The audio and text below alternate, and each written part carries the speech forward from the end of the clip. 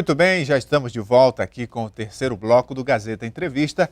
E agora eu converso com o Dr. Leandro Gross, juiz da primeira zona eleitoral, que compreende parte do município de Rio Branco e que também é um dos responsáveis pela propaganda eleitoral. No próximo domingo começa oficialmente a campanha eleitoral e aí já estão liberadas as propagandas visuais, sonoras, pela internet.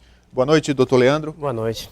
Seja bem-vindo. Obrigado. Então, doutor, é uma expectativa já por parte do eleitor de, no próximo domingo, começar a ter contato com o candidato por meio da propaganda. E aí é importante a gente orientar o público do que pode, do que não pode. A fiscalização da justiça, tenho certeza que vai ser bastante rigorosa. O que o senhor tem a nos dizer já a partir de domingo em relação à resolução que disciplina a propaganda? Perfeito. A propaganda eleitoral ela ficou concentrada com a 10ª zona, por onde estou respondendo até as férias da doutora Lília.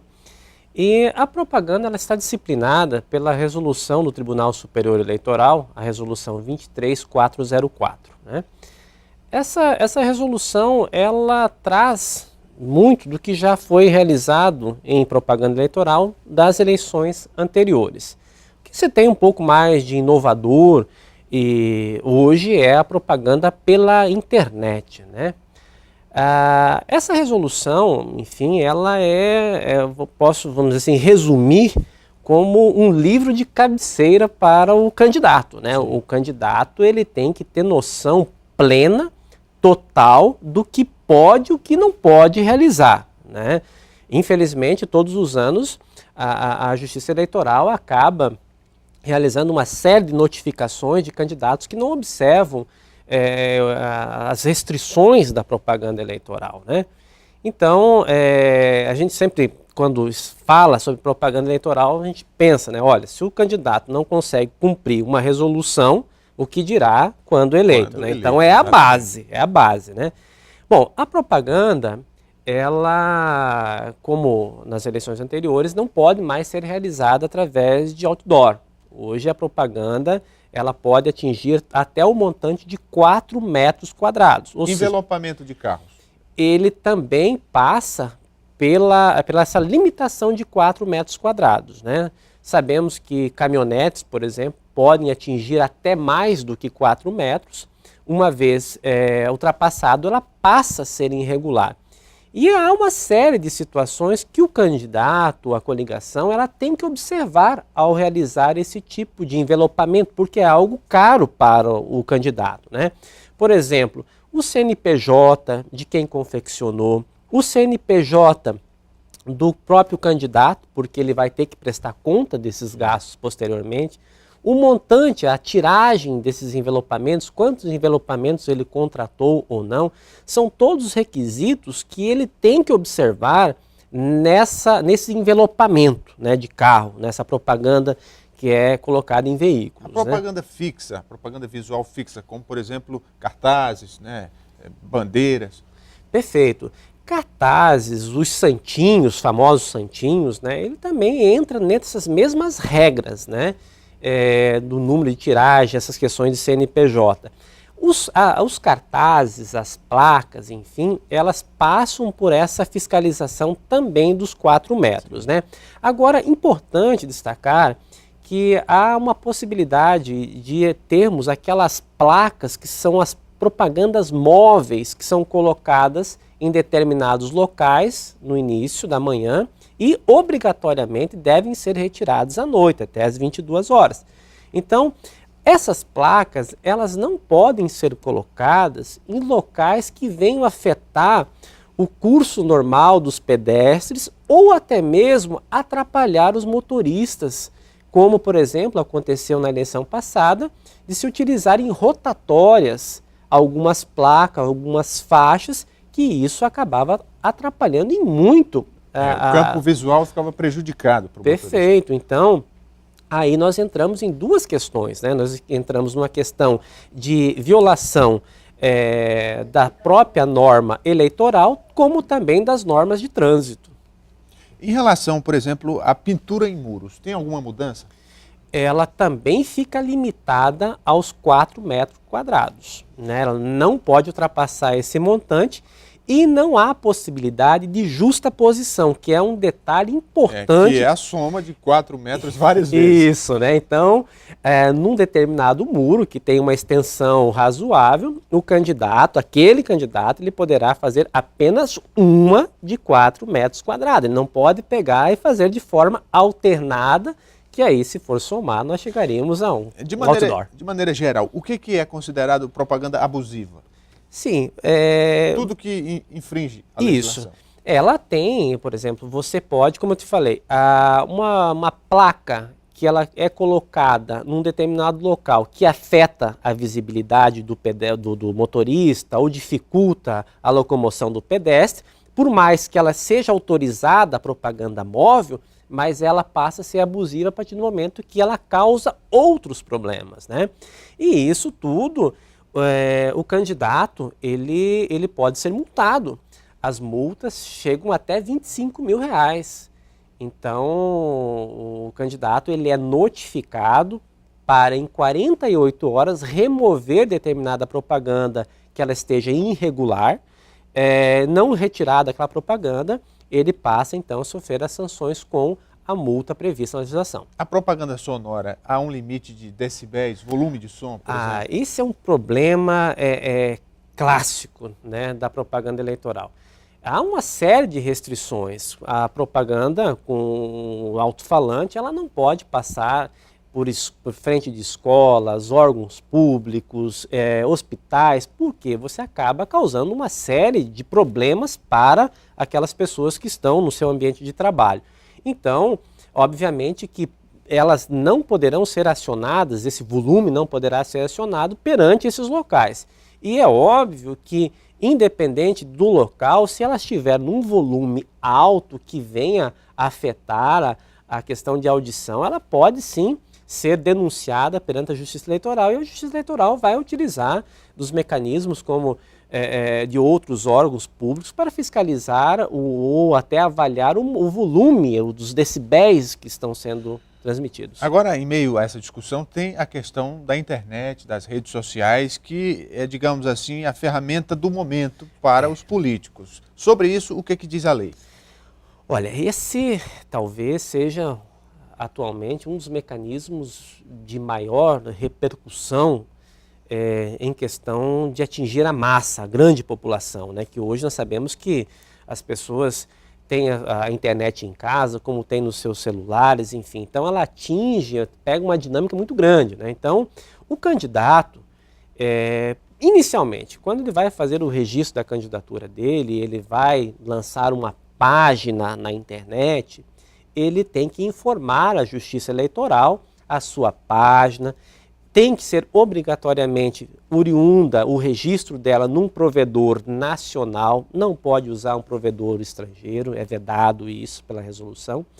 E essa propaganda que ele vai vincular ali, ela não pode ser de forma alguma paga, ou seja, ele não poderá contratar empresa para ficar fazendo o curtir lá na página do Facebook. No perfil de Facebook, a gente tem notícia de candidatos que contrataram empresas especializadas, claro, fora do período de campanha. Na campanha não pode. Não, porque ela vai levar uma falsa impressão para o eleitorado de que aquele candidato tem uma aceitação muito grande pela população, porque cada curtida, teoricamente, a pessoa está receptiva àquelas informações.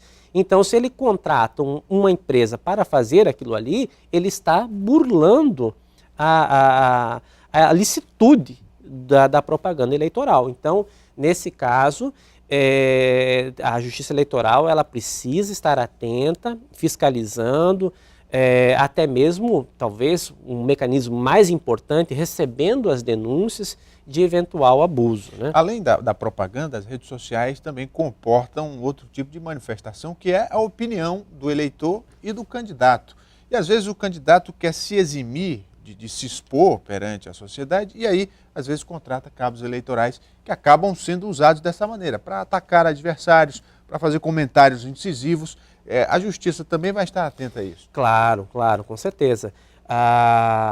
O eleitor, ele pode fazer a manifestação que ele entender no sentido da aprovação ou não daquelas propostas que ele faz, que ele comunica na rede social, né?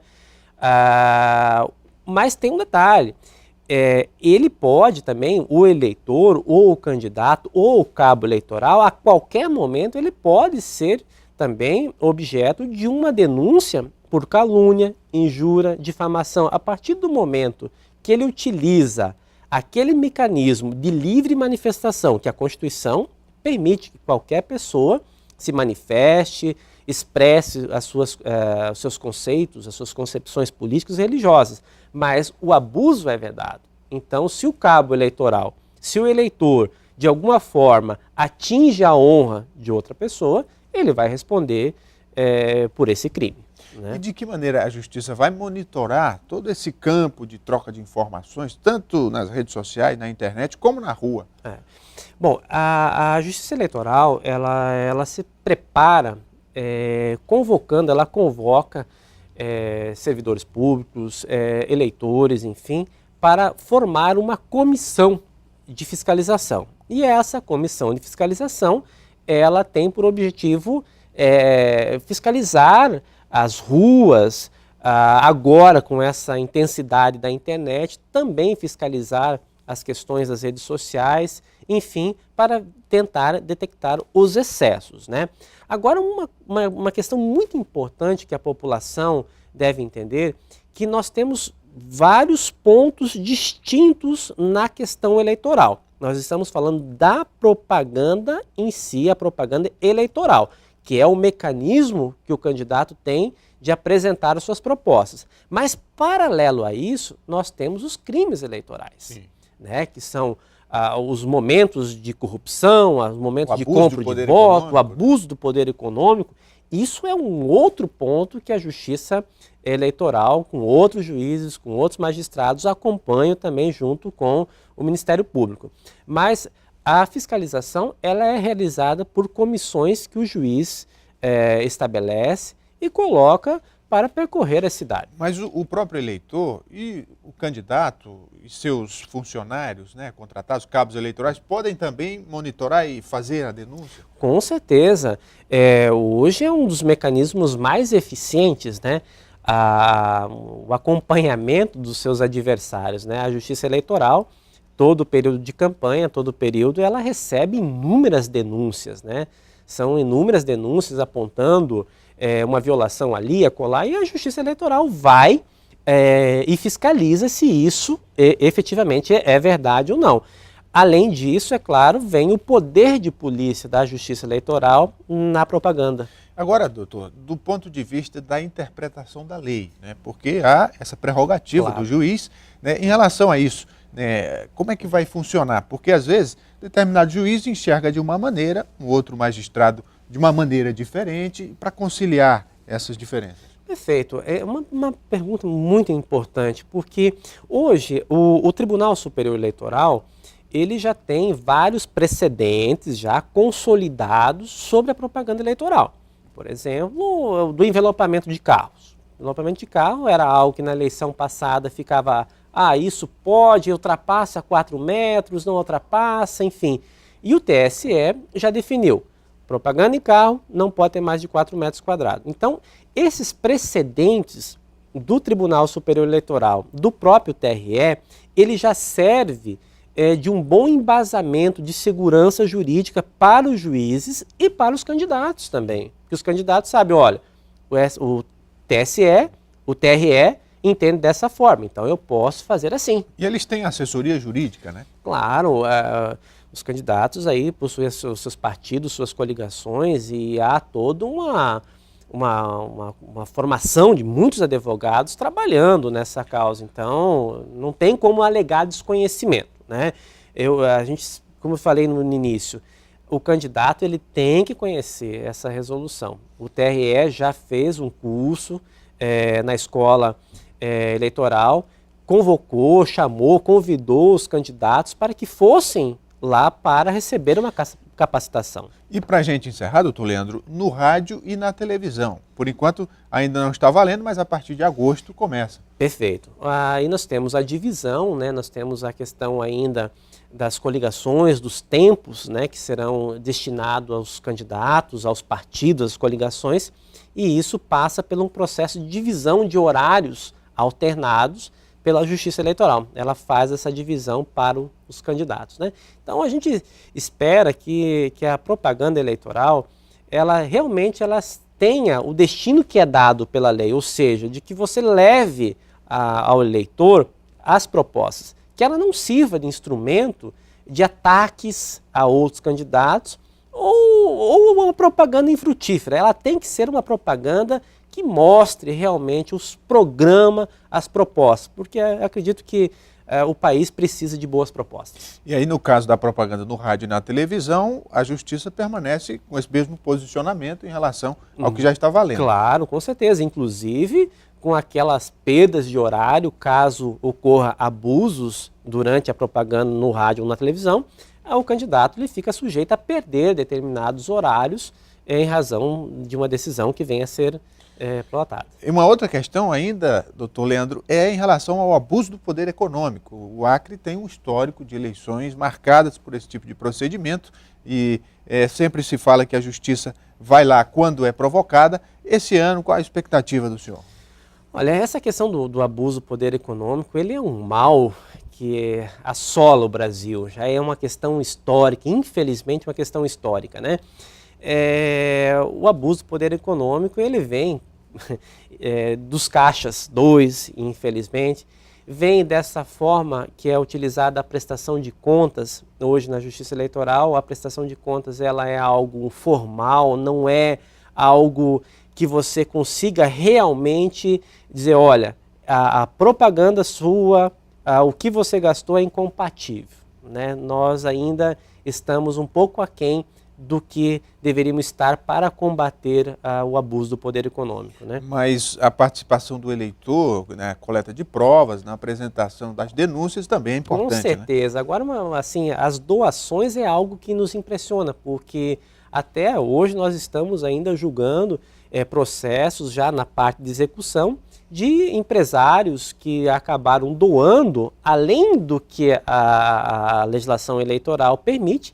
E aí ele acaba depois sendo surpreendido pelo reconhecimento dessa doação irregular e uma multa de 8 vezes sobre o valor que doou. Então, quem for doar também deve procurar a legislação eleitoral para tomar conhecimento. Ficar atento, nós vamos ter outras oportunidades para falar desse assunto. Muito obrigado, doutor Leandro. Ok, disposição.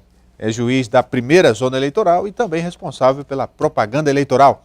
Gazeta Entrevista de hoje fica por aqui, agradecendo a sua audiência. Para você, um forte abraço, uma ótima noite e até amanhã.